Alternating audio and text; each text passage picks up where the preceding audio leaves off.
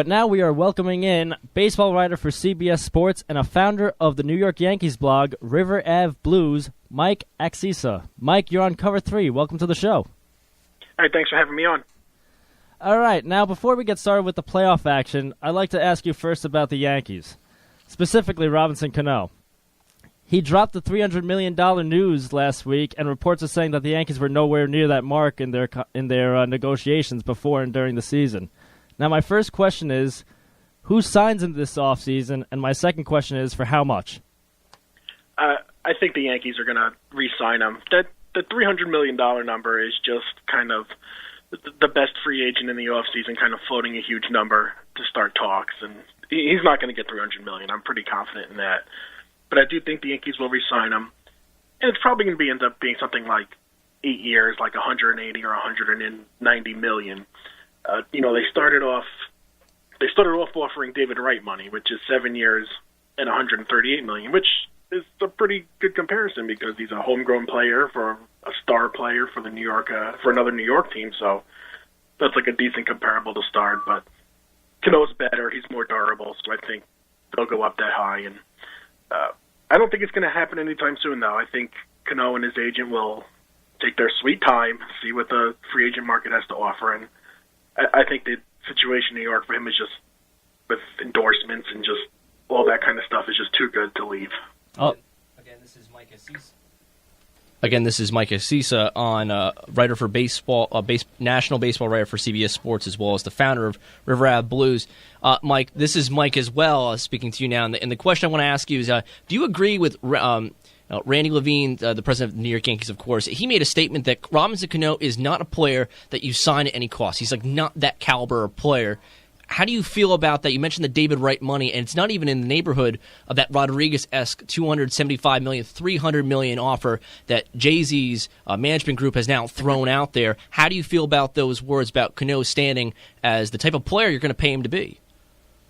Yeah, I think that makes sense on Levine's part to kind of throw that out there because the Yankees have to kind of create some leverage for themselves here. Cano and his agent know that the Yankees need him because you just look at what happened to them this year. Their offense fell apart, and he was by far their best player this year, and they can't lose him. But, I think if say, another team like the Dodgers, for example, came in and offered him A-Rod money, I do think the Yankees would walk away at that point. I don't think they would lose him for, like $10 or $15 million. Somebody would have to really blow them out of the water. So I guess that makes him not a sign-at-any-cost player, but I think the Yankees will do what they have to do to get him signed.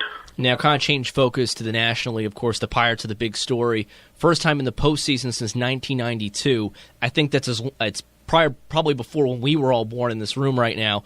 But to discuss how they're set up now, of course, they had a 9-1 loss yesterday to the Cardinals. They were riding the high of that wild card win at home. But do they have enough pitching? Liriano pitched well. He reached 95, and the pitches were working. But Burnett's a real question, similar to what we saw with the New York Yankees. Can the Pirates, battle their way and have a shot against the Cardinals? Yeah, I definitely think so. I think Game 1 was an outlier. The Pirates are really good. They won 94 games this year, and Burnett, in particular, was pretty good this season. And he gave up 7 runs in 2 innings, and that's not something that's, even if you look at what Burnett did with the Yankees and you think he can't pitch in the playoffs, that's 7 runs in 2 innings is a pretty extreme outlier there. And I think Garrett Cole going today, he's never faced the Cardinals before, and that tends to help the pitcher. And he finished the season extremely well.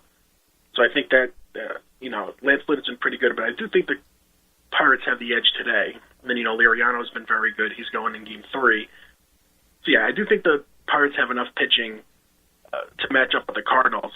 I don't know if their offense is good enough to match up with the Cardinals. That's a different matter. But I don't think this is going to be a blowout kind of series. I don't think you're going to see 3 Game 1s, basically, where it's 9-1 every game. Hey, Mike, this is Seyi. Now, let's get back to the AL East. The Rays have played their last 3 games in 3 different cities, and now they're heading to Boston. They've been on a tear last month, and they have a ton of momentum. Do you see the Red Sox and their beards slowing them down?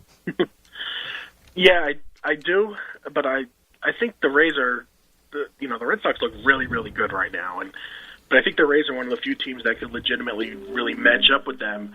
and slow them down. I think, the Red Sox have been off all week. They haven't played since Sunday, and I think there should be a little bit of concern that maybe the bats will be just a little bit rusty. I don't think the pitching will be a problem there because pitchers are used to the time off, but the position players are kind of creatures of habit and they like to play every day. And yeah, I know they played some simulated games and stuff, but it's not the same. You can't really match the intensity of a game. How big is... So ultimately, I do think the Red Sox are going to win this series, and I think they're a better team than the Rays, but I don't think it's going to be like a pushover series. I don't think they're just going to blow Tampa Bay out of the water or anything.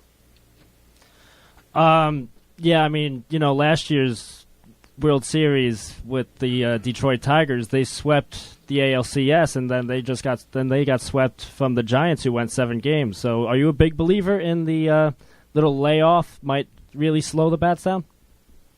I'm not a huge believer in it, but I think it's something to kind of keep in the back of your mind because it could be something that impacts the series in a way.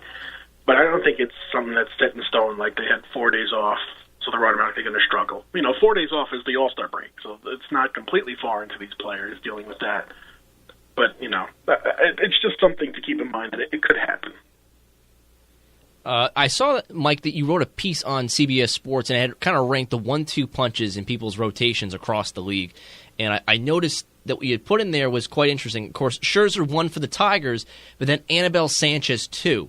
Now, in light of that, is Jim Leyland making a mistake by sending Justin Verlander out there? No, I don't think so. I think Verlander, he's starting Game 2, and I think Sanchez in Game 3. And the way it's set up, all their starters are going to pitch 1 game except for Scherzer, who would pitch 2 if it goes to Game 5.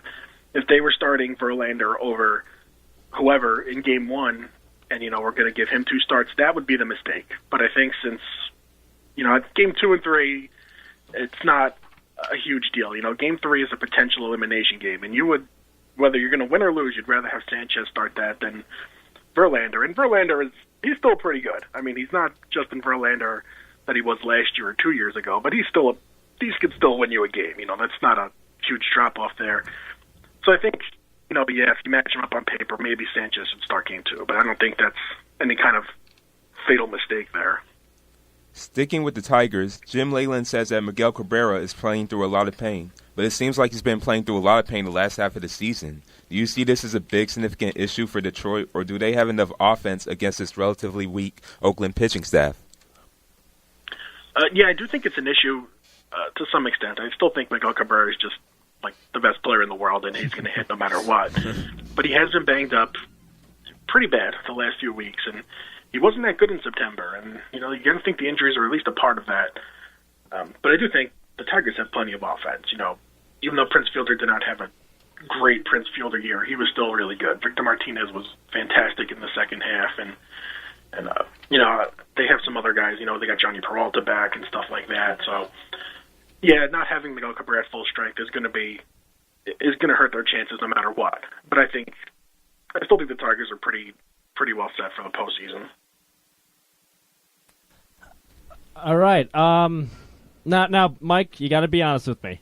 Did you jump on the Fire Don Mattingly bandwagon this summer? I mean, yeah, be honest, yes or no? No, I never really did. I thought, for one thing, I thought the Dodgers were just too good to keep struggling like that. I didn't expect them to go as crazy as they did when they went 42-8 at one point, but I thought they were maybe jumping the gun a little there, and that would have been scapegoating pretty much. Because, the point was the players weren't playing. Matt Kemp was hurt all the time, and they didn't have Puig at the time, and Hanley was hurt.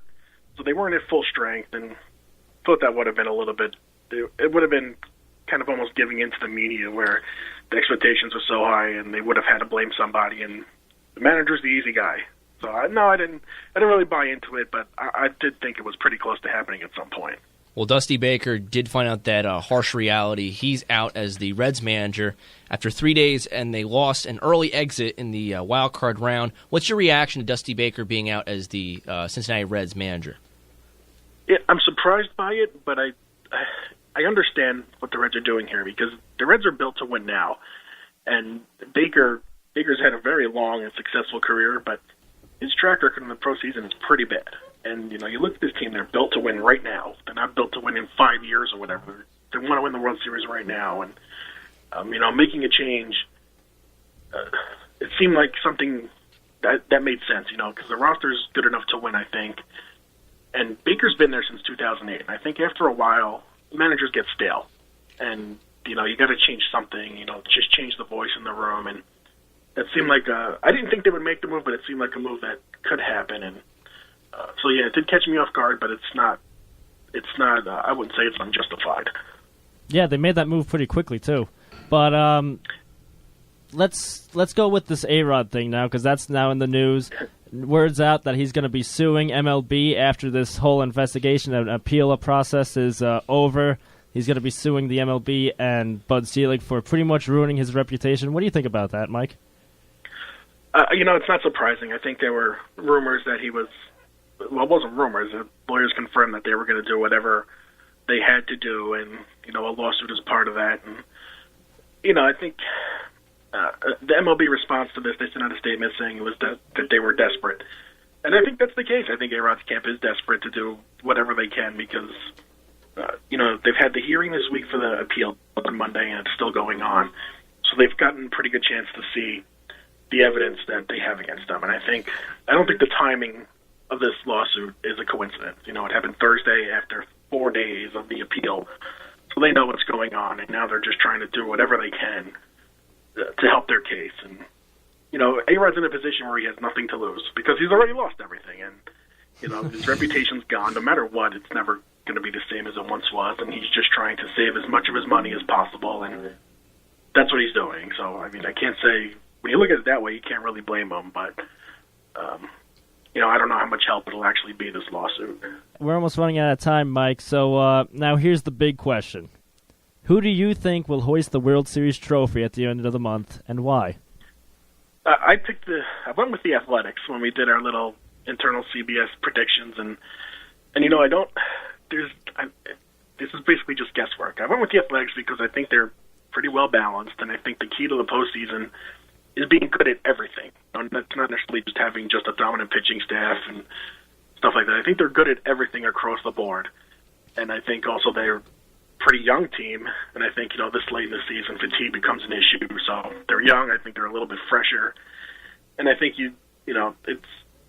I don't know. I just think I like the way they play at home in their own ballpark because it's pitcher-friendly ballpark. It's pretty unique with all that foul territory, and that's just kind of how I felt that day, that the Athletics would have a chance. And really, I feel like when you get into a short series like this, and short series, multiple, every team's chance is just as good as everyone else. So you picked the Oakland Athletics to win the World Championship, but who do they beat? I believe I had the Dodgers. In the West Coast. I like that. Yeah, that would be pretty. We'd have a lot of daytime games there, which would be kind of fun for the World Series.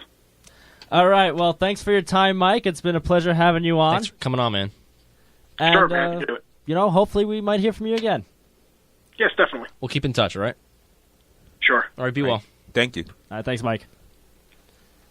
All right, good stuff right there. That's Mike Axisa of CBS Sports, as well as the founder of River Ave Blues, and he came on. He covers the Yankees extensively. We got some good insight right there. Guys, what's your reaction when we hear from Mike? He does know his Yankees a lot. He's a founding father of the River Ave Blues, so he knows a lot about that. But also, he knows a lot about baseball in general, and I like his insight. I have read some of his articles; it's very good, and hopefully, we might have him on sometime in the future. Yeah, and he picked the Athletics to win the World Series. I do like Series. that pick. That's pretty bold. That is bold. That's bold. Because you got to beat the Red Sox, and I think that they've got good bats. Well, first they got to beat the Tigers. Listen. Don't jump ahead. Don't jump ahead. I'm a homer. What are you talking about? All right, you listen to Cover 3. We'll be back momentarily. Keep it locked here on WSJU, the voice of St. John's University.